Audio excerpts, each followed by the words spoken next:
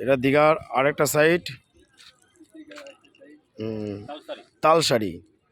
এখানে আমি 50 টাকা পার্কিং দিয়ে আসলাম, লেকিন যে লাল একটা কাঁকড়া দেখতে পেলাম, সে কাঁকড়াটা কই?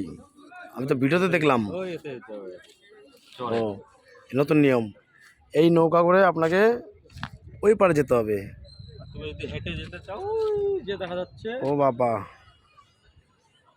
এখানে আবার মাঝখানে চর আছে, চর তালসারি, যে বলে তালসারি। ছোট ছোট নৌকা আছে, অবশ্যই ওলা নৌকা আছে কিছুর জন্য, ওটা ভাড়া নেওয়ার জন্য। ছোট ছোট নৌকা দেখে নাও, তালসারি বলে, তালসারি,